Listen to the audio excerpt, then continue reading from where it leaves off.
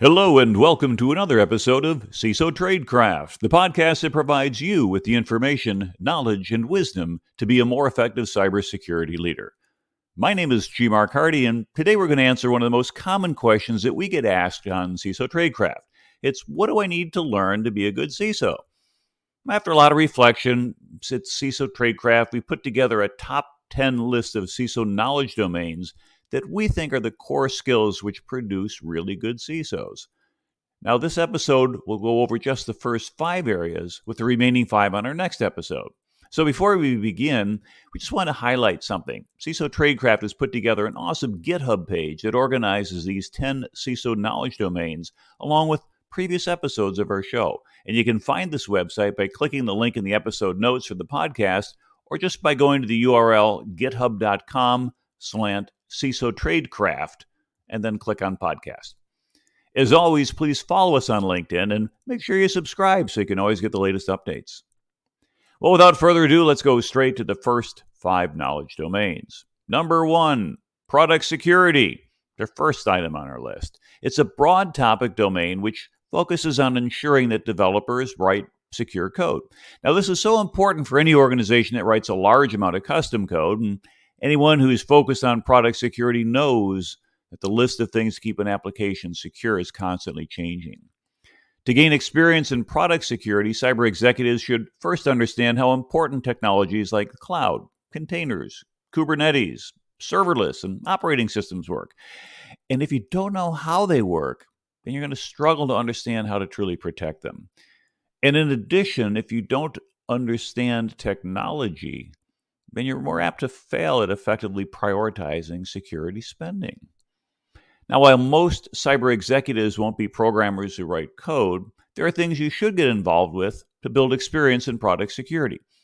Examples include performing threat modeling on crown jewel applications, building application security testing programs which map to secure software development standards, and getting involved with the red team or pen testing teams to gain an understanding of the biggest security risks. These experiences teach you that simple things like patching are not as easy as they seem. There is a lot of commercial tools that can't be upgraded, open source that isn't supported, and systems with firmware that remains, firm. And despite all of it, there are some things you can recommend to secure devices. So learn how to solve this problem, and you can be a force of change for the good. Remember, a big part of product security is application security testing. Application security testing requires purchasing SAST, DAST, and other security scanning tools. Can you clearly articulate why your organization needs to purchase each of these different tools? If you don't understand the unique kind of risks they can find, you might not get the security budget you're hoping for. If you're looking to learn more on product security, then check out the CISO Tradecraft GitHub page to find links to previous episodes on topics such as DevOps, modern software development practices, or setting up an application security program. Defensive technologies is a second domain of knowledge. It focuses on creating multiple layers of defenses in an organization to protect against a multitude of attacks.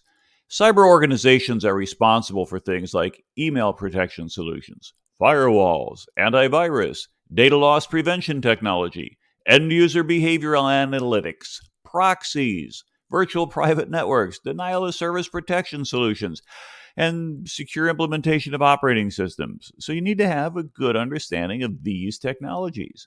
These will also likely be the largest technology spends that your organization makes.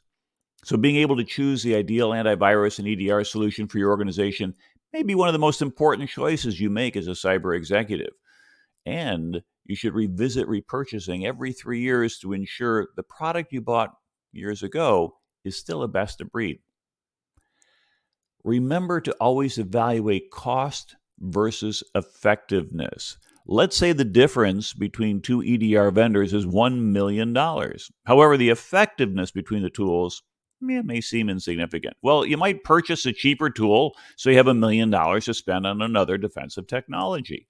But just make sure that you aren't spending $4 million in costs to get all the developers to modify their servers to only save $1 million in licensing costs. I mean, even with a cost savings of $1 million, If that product takes over 4 years to provide a return on investment, then the change isn't likely to be worth it. Another key thing to remember is defensive technologies are one of the most common things that auditors and regulators assess in an organization, since it's required for things like PCI compliance and other requirements, other standards. So you need to know what your organization has, if it's properly configured, and if the output is being used properly. And if you do this correctly, compliance becomes a whole lot easier. Now, if you're looking to learn more on defensive technologies, then check out the CISO Tradecraft GitHub page to find links to previous episodes on topics such as the Essential 8, NSA's Top 10 Defensive Technologies, and one of the titles that's my favorite, I Have More Agents Than the FBI. Detection and response capabilities is the third knowledge domain that we believe is a key factor for CISOs. It's about creating mechanisms to identify how attackers might circumvent your organization's defensive technologies. Since 100% protection is not achievable, it's about effective response to cyber incidents such as insider fraud, ransomware, or business email compromise. If you're in a larger organization, you may have responsibility for a security operations center that must detect and respond to attacks 24/7. So you need to understand the core functions of a SOC, what tools the SOC uses, and how the SOC performs incident response. Ask yourself questions like, does your organization use a security information and event management SIM system or extended detection and response XDR? What threat intelligence feeds do we monitor? Who provides updates to the business on how bad actors are trying to circumvent our controls? Who's monitoring logs in real time within our organization? Does the organization have a responsible disclosure or a bug bounty program? And is there appropriate staffing to perform computer forensics if fraud is detected? Remember, a big piece of response is working with legal and law enforcement officers when a data breach is detected. Have you built playbooks that show how the organization should respond if there is an attack? Do you have after-hours phone numbers for your telecom company if a denial-of-service attack occurs? This type of experience also becomes a competitive advantage when your organization is constantly under attack from thieves and nation-state actors. Remember, SOCs can also be something you outsource if it's too hard to find and retain the right talent, or if you have less than about 2,500 seats, which is a rough threshold for SOC cost effectiveness. Now, if you're looking to learn more on detection and response capabilities, then check out the CISO Tradecraft GitHub page to find links to previous episodes on topics such as 10 Steps to Cyber Incident Response Playbooks, everything you want to know about ransomware, and Slay the Dragon or Save the Princess. Number 4, laws, regulations, and oversight. It's about ensuring compliance with appropriate laws and regulations. This is particularly useful in highly regulated industries such as the financial services or medical industries. One example of work that needs to be performed is to address regulations such as completing a 10K, an annual report required by the U.S. Securities and Exchange Commission for publicly traded companies. It has a lot more detail than an annual report. If you've never seen a 10K report, here's a little bit of insight. Public companies are required by the Securities and Exchange Commission to list in Item 1A risk factors all the significant risks to the business, as well as risks which impact the business's ability to provide accurate financial statements. CISOs will have to partner with the chief financial officer and create a cyber risk section that may include paragraphs like these, which I found at a Harvard Law article. If our electronic data is compromised, our business could be significantly harmed. Defects or disruptions in our services could diminish demand for our services and subject us to substantial liability. An information security incident, including a cybersecurity breach, could have a negative impact to the company's business or reputation. We may face particular data protection, data security, and privacy risks in connection with the European Union's Global Data Protection Regulation and other privacy regulations. All right, so those are some samples, and those are paragraph headings. Because once you've created a draft statement and filled these in, your legal team and then CFO will adjust it to meet specific reporting requirements, and then ask you to sign off that that statement still remains true. So you as a CISO need to understand the details of what you're asserting and to be able to back it up with evidence if needed. Let's say your CFO defines material impact as anything that's greater than $5 million. Well, every time there's a cyber incident, you need to assess the level of damage. And if it meets the threshold, your organization would have to report in a timely fashion to the SEC. Another common compliance activity is meeting the payment card industry data security standards. Here, the cyber organization has to demonstrate evidence that the 12 requirements of PCI DSS are being met routinely. The full details of PCI compliance are going to be the topic of a future show, but let's just say for now it's the most prescriptive of policies since it calls out specific requirements like firewalls, antivirus, encryption, and testing. Now, as we reflect on the importance of understanding laws, regulations, and oversight, here's one tip that we might want to leave with you as a listener. Organizations that are coming out of a data breach scenario are also likely to find increased scrutiny by regulators and auditors. So if you can demonstrate an understanding of legal and reporting requirements, it might enhance your prospects if you're applying for a job at a recently breached company, which maybe has just fired its last CISO. If you're looking to learn more on law, regulation, oversight, then check out the CISO Tradecraft GitHub page to find links to previous episodes on topics such as cyber law musings with Mark Rash, cyber security laws and regulations, and the nation's executive order on improving the nation's cybersecurity. Number 5 is enabling technologies. It's about enabling businesses to create digital transformation. This is helpful when organizations feel their technology is dated and want to adopt newer technologies such as the cloud, mobile apps, Internet of Things, etc. To be a CISO that enables technologies is to be a CISO that focuses on technology transformation to enable the business. One example of things you can do right as a CISO is building a strong partnership with marketing. Now, marketing typically controls what the public websites look like and how the business messages the customer. They take feedback from sales to identify the best way to reach customers. This means they will often be the first part of the organization pushing the IT organization to evolve. You might hear that customers are more likely to be reached on social media platforms than traditional email. WhatsApp is more commonly used than text messages in overseas locations. Or the mobile app experience accounts for 70 to 90% of our web traffic.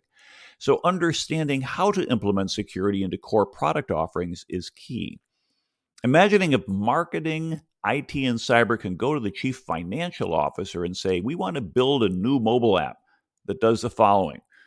And we believe it will cost X amount of money, but we believe it will generate new leads that can result in 7X worth of sales.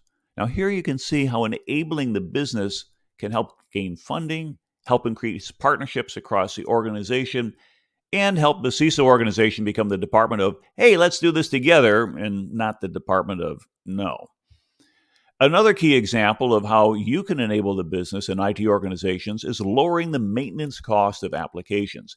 Every large organization has IT apps that were written a long time ago in software that is difficult to patch and keep up to date. Now, if you go to the IT department and say, looks like the XYZ app has 100 high vulnerabilities that we need you to patch, and the IT organization may or may not even have the resources to do the job, at least not in a timely fashion. And even so, there might not be an incentive structure to reward the developers for doing so versus adding the requested features to the product. Now, compare that to saying, I've talked with the legacy app team and found that the legacy app developers spend roughly 70% of their time just keeping the application up and patched. We believe if we were to redevelop this application using low-code or no-code techniques found in Microsoft Power Apps, that our maintenance effort would drop to 20% going forward.